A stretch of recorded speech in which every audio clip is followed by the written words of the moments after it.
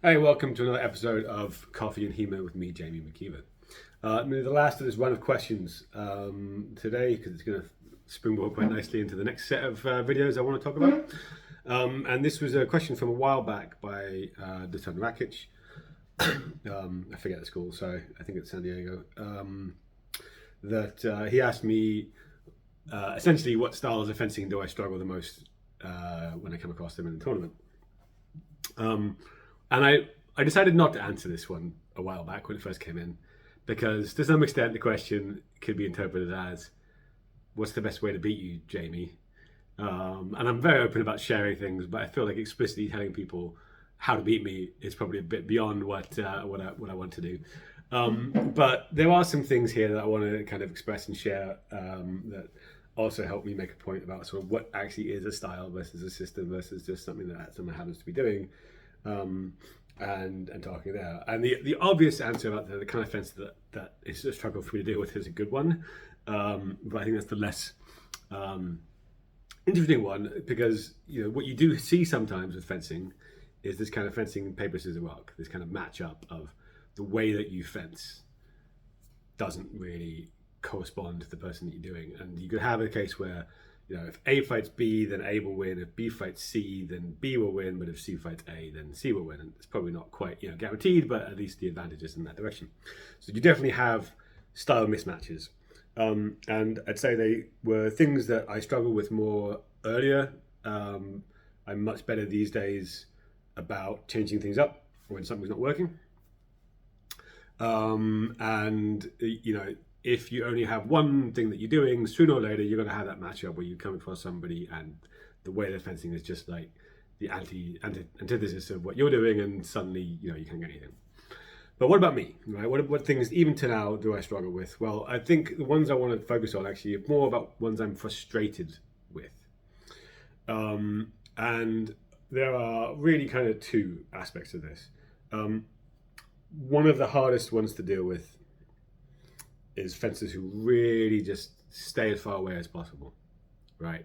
They really don't want to engage at all. They really don't want to get close to you at all. They're staying at their maximum reach. They're keeping away. They're running away, right? I've gotten better about this over the years because I got lots of fencers in my club who like to do this. So they've fenced me a lot, and that's made me better, which is great. But even when I succeed, this is quite a frustrating one, because you've really got to it's not that they're passive, right? They are actively trying to hit you while running away, or trying to hit you and then run away. So by no stretch of the imagination are they a passive fencer, but you've really got to, if you're a person who wants to engage and wants to get closer, especially if they outreach you, you've really got to actively think about every moment of your fencing, and it's really difficult, right? It's the short version of it, because if you fall back on your habits, or you just kind of lose sight of distance at any point, they're going to get you and they're going to run away. You're not going to be able to chase them down. So you've got to be thinking, when you're defending, not just the defense, but actually the defense plus closing the distance plus setting up a counter attack, and like chasing them down can be really, really tricky, right? When you get it, it looks sexy. I might actually put a clip in for once for one of these, because I really like some of these. So that's one. The other one, and this is probably the one I find the most frustrating, and this is true of everybody, but the fencers who just continually attack without considering their defense in between, right? Nobody likes fencing that guy, right? Even the other guy who does the same thing doesn't like fencing that guy. But what I find most, and like a double happens, and to some extent the double is always, I've been hit, it's my fault, right? As much as the other person. But what's frustrating about these fencers is not so much the action that they're doing, but when they celebrate, when they get that head hit in for a hand hit and consider it a success. And that's the thing that frustrates me more than the actual fencing. I've had this before where we've had a double. What tends to happen, right? I've parried the first hit, I've come in with a second cut, mine's come arms or torso or whatever, and they've made no attempt to defend that, and they've instead just gone one cut, another cut, right? And yes, I should have parried it. Don't get me wrong. I'm not blaming them for that aspect to it. The bit that annoys me is then they gain the point, and they will go back and they're kind of fist bumps like, yeah, and their mates are clapping and they're like, oh yeah. And for me, what's frustrating about it is, for me, let's say it was the other way around, right? Let's say I parried, I hit them in the head, and they'd afterload to my torso and I'd gained a point, right?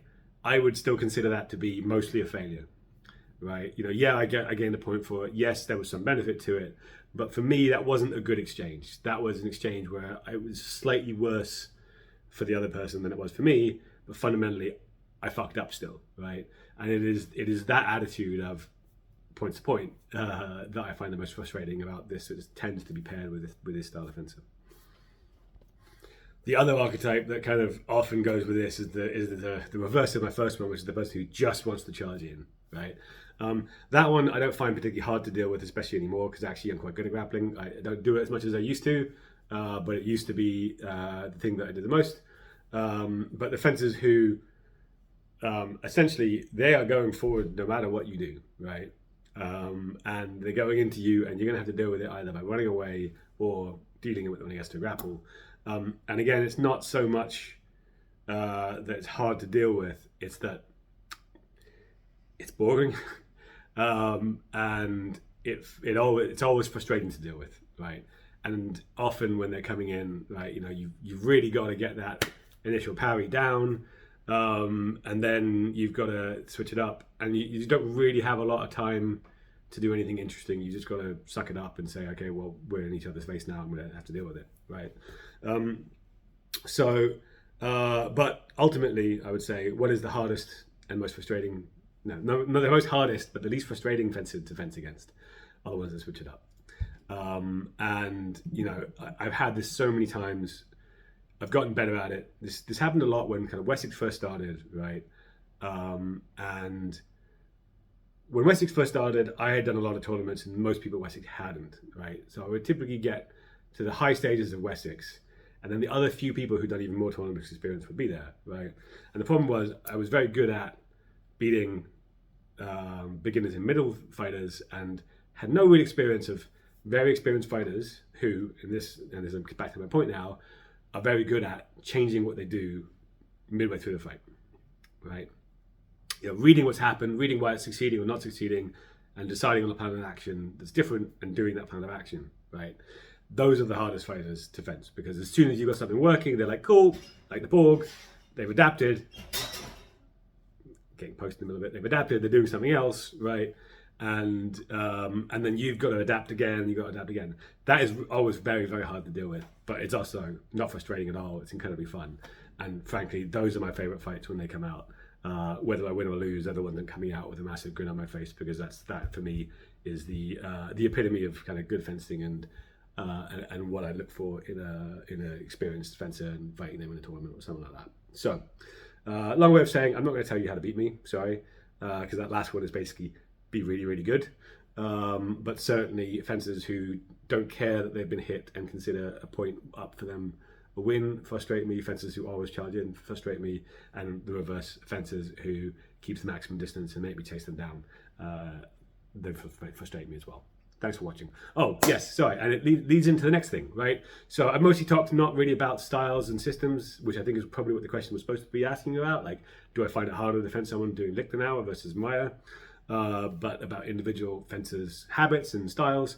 What I'm going to do now is a bunch of videos where I want to delve into a bit more about what is a system versus a style versus just something that you happen to be doing, because I think this gets bandied about a lot, and I want to start unpicking kind of what it means to be fencing in a particular system, and why you might have people who do quite different styles of fencing, as I would call it, despite also being Vardiists or also being Mayerists or whatever it happens to be. I've got a few videos planned on that one, so stay tuned. Thanks for watching.